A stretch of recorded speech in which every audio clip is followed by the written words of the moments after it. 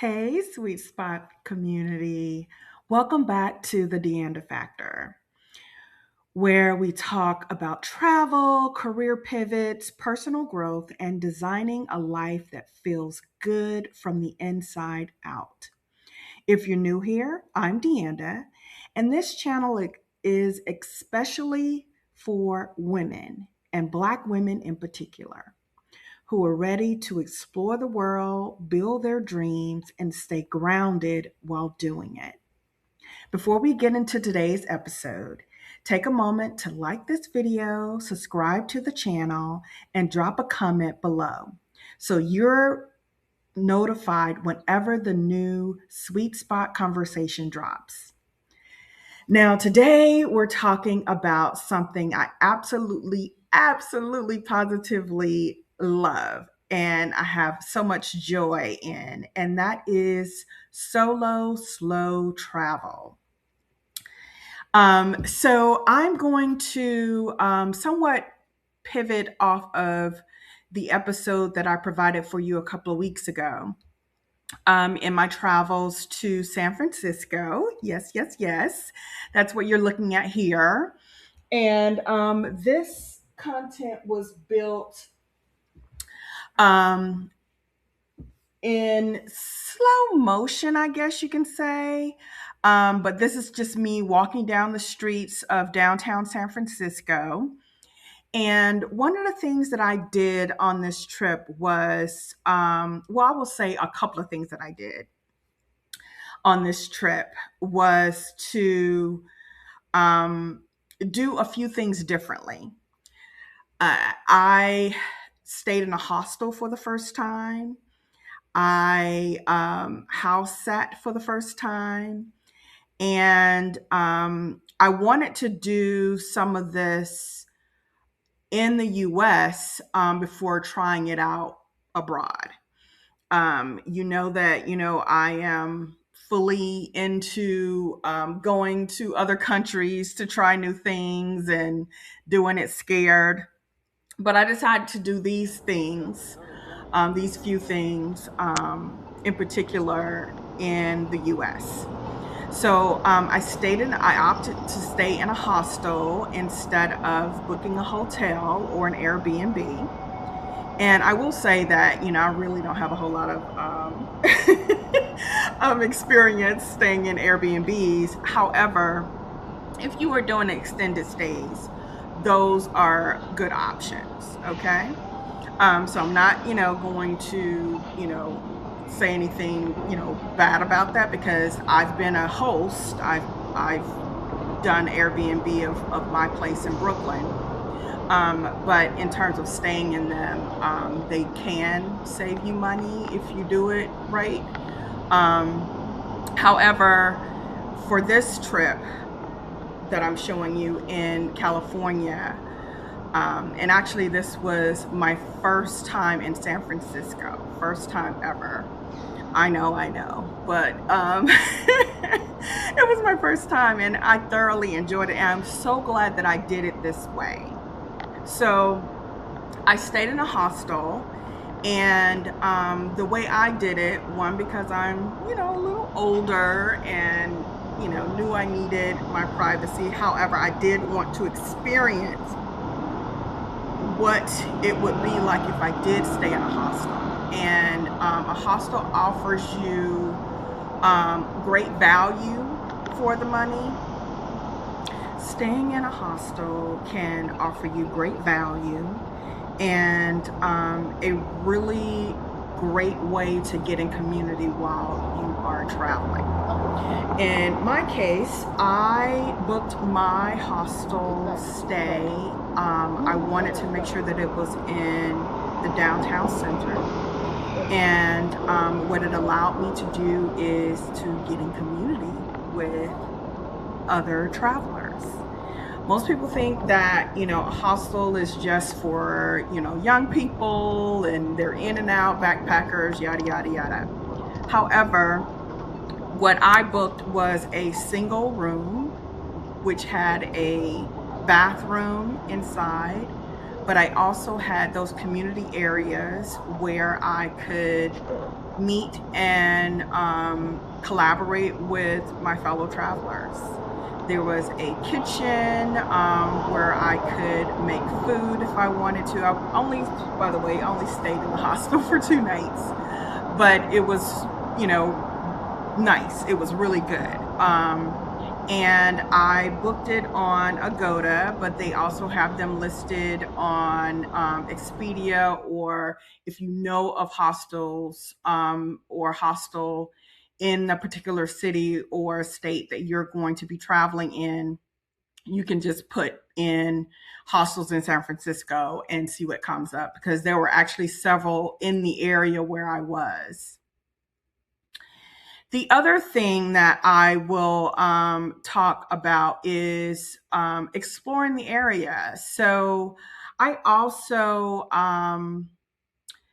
did a house sit in California, and I'll get into that in just a moment. But before going there, because this house sit was in, a suburb of San Francisco, I got a chance to, get in the car and ride around and see a bit of the city that I probably wouldn't have seen had I not have the obligation of house sitting. So that became probably, I would say that became part of the process of traveling in San Francisco, seeing a bit more of just what was in downtown San Francisco. So what you're seeing here is me taking a ride to the house that I'm going to be house sitting in to meet the host and the dog that I'll be house sitting for. And it was really good. It was, beautiful to see the skyline, right across the bridge, and just, ride through neighborhoods that I wouldn't otherwise have seen had I just kind of stayed in one area. The house sit, as I said before, was amazing. The dog that you saw just a moment ago was great. It's a great house in California, and it allowed me to live like the locals, really get in, I don't know how you say it, get in the neighborhood, get in, live like the locals. You think because you live in the US that everybody pretty much lives the way you do, and that's not the case. Being from Atlanta, Georgia, and living in New York, Brooklyn, New York in particular, for over 20 years. No, Californians don't necessarily live the way that I lived on the East Coast. And I don't think it's because, there's a coast difference. I just think that when you're in Rome, it's, like when you're in that city, things are different. I found that things shut down shortly after it gets dark in California. Um, I want to say that the pretty much everything starts to close down or come to a halt around 9 o'clock, 9 p.m., which that's when people are, hey, it's time for dinner, let's go out to eat. And things are closing down around that time in California, or at least where I was. So, getting used to that, getting acquainted to just the way things work in that part of the country, the different makeup of the neighborhoods, and how that works and how that looks was nice and exciting to explore and see. And I would say, in terms of, because what you're seeing here is just a neighborhood and the house, and just, getting acquainted with where I was, of this part of California. But it was one of those things that I would say, if you are into um, dogs or cats, because you can find a sit on Trusted House Sitter, which I use, and I will leave a link in the description. I found that it was a great way to see the country, a great way to stay in an area that I wouldn't have even found or known about had I not uh, did this house sit, right? And the thing that I guess made it affordable was the fact that I was house sitting, and I got a chance to explore a neighborhood, as I said before, that I wouldn't have even didn't even know existed really, because I don't know that much about California. So I definitely didn't know about this particular neighborhood or this section of California. And when I did talk to some friends who are from California or the Bay Area in particular, they were like, "Oh my God, that's one of my favorite areas." And it's such a great place, and I can't wait to come and visit you and go shopping or go to a restaurant in the area where you're staying. So I didn't even know that I was in this coveted and kind of well-known area. And I did do some shopping, and I did do some eating out and exploring the neighborhood, coffee shops, restaurants, and that kind of Thank you. How stuff. are you? And just walking the dog was just the Yes, you too. architecture and just kind of meeting different shop owners or whatever, going in and out of the shops and meeting shop owners and the neighbors who are around. All of that was really inviting, and it ticked the boxes in terms of exploring and traveling and being in a different atmosphere, a different environment, that's different than the one that you currently live in. So I highly recommend it. Again, I will put the link in the description for Trusted House Sitters, which has three pay pillars for house sitters. If you'd like to become a pet parent and list your house on Trusted House Sitters, you can also get that through the link as well. So there are two ways that you can be on Trusted House Sitters. And there are other, house sitting platforms. Trusted House Sitter is just the one that I'm familiar with and the one that I use. And I will also say that finding ways to make your travel affordable, enjoyable, educational, that house sitting is definitely a way to do that. Staying in a hostel is definitely a way to get into that sweet spot, if you will, of keeping costs down. Okay, you've heard me on several different occasions talking about getting in community. And when you're traveling, you're not thinking about getting in community, right? Nobody does. But you should. You would be surprised at how it will change the way you go out into the world, especially if you're a solo traveler like myself. And since that's what we're talking about today, getting in community, like before I left Atlanta, because that's where I traveled from, Atlanta, I went on the Exodus Summit community platform, which I will link here. If you're a Black woman, you will love this. But getting in community, there, I posted, hey, I will be in San Francisco from this date to this date. And I had several people reach out to me and say, oh, when you land, look me up, let's hook up, let's meet up. And that's how it starts.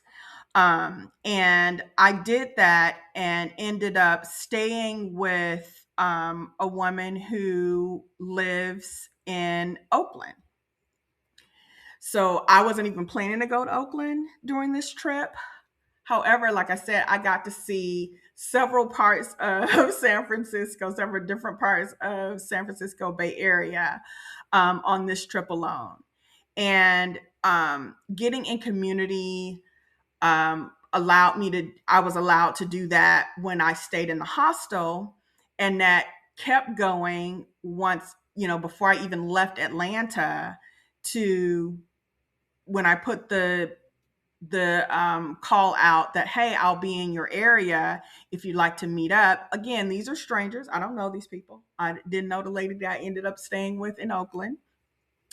But as it goes in terms of getting in community, I put it out there and I'm telling her, my plans and this is what I plan on doing. And that's the other thing. Be prepared to pivot, be prepared to change your plans because it could be for the better, which in my case, it turned out to be for the better. And let me just step back just a second just to talk about the Exodus Summit community, which I will link in the description as well, where it's only for Black women. And if you put in there that you're going to Saigon, that, like I said, San Francisco, you will have at the very least one person who will say, hey, when you hit the ground, look me up. Hey, I'm here, sis. So let's hook up. Let's, connect. And that's what happened. I connected with this woman and sister friend, I will say, because that's what it ends up being. And she showed me around her neighborhood. We went to dinner several nights, the 2 nights that I was there. Um, she said, hey, I'm going to be at work all day, so you are welcome to stay here and, regroup or, whatever plans you have. She told me where to go to the museum, and there was a little lake near her house, which is what you see now on the screen. And it was just like, it was definitely like being in community. It was definitely like meeting and being with a sister friend. And if you start to look at solo travel as not doing it alone and also pivoting where you have made plans, I'm a Virgo. I already told you I am a planner. So before I even, packed my bags, I'd already had a seemingly tentative plan of things. I knew I had the hostel already booked. I had the house sit already booked, and I had made plans to, do some additional kind of sightseeing things and exploring, restaurants and neighborhoods. And that's changed a bit, going to Oakland. Again, it was not on my list, but it, ended up being a happy addition to my plans. One that I had not planned, but a happy addition. Meeting this sister friend who is actually new to the Exodus Summit, who was new to the Exodus Summit community, also lended itself to, kind of showing her around the Exodus Summit dues and how you can get more out of being in community, how you get more out of establishing and getting accountability partnerships, and just talking some things out. Sometimes you feel like, oh, I have to do it alone because living in the United States, being educated in the United States and just the culture that we live in, we are used to doing it all alone. And we think we have to do it all alone. And I'm here to tell you, you don't. You need to get in community, find you some accountability partners or partner. It doesn't have to be a group of people, it can just be one. And talking out your plans, talking out, hey, I'm thinking about doing this. Have you ever done this? And getting to the other side of doing versus just planning, doing versus just talking about it, right? And that's what happened on this trip. It was me getting in community. It was trying some things that I had never tried before. It was doing it scared. That's what it was.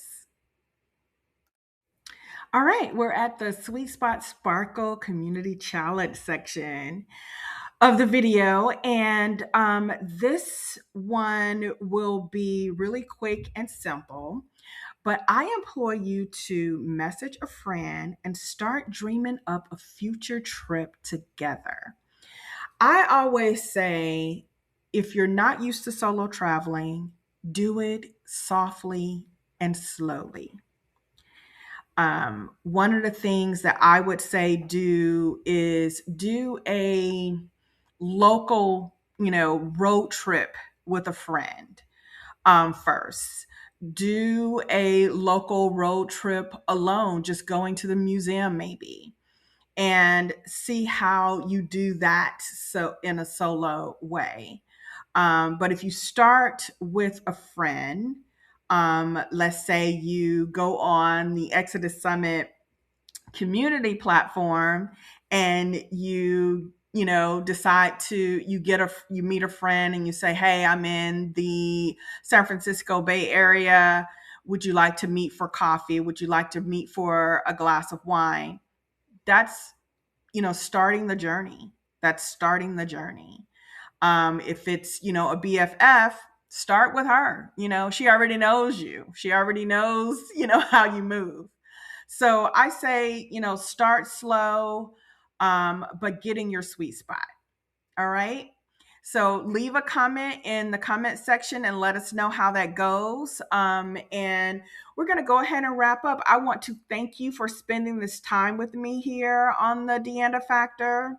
If this episode inspired you to explore solo travel, slow travel, house sitting, staying in a hostel, your thoughts in the comment will encourage and inspire someone else.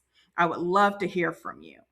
And if you haven't already, be sure to like this video and subscribe to the channel so you don't miss the next conversation.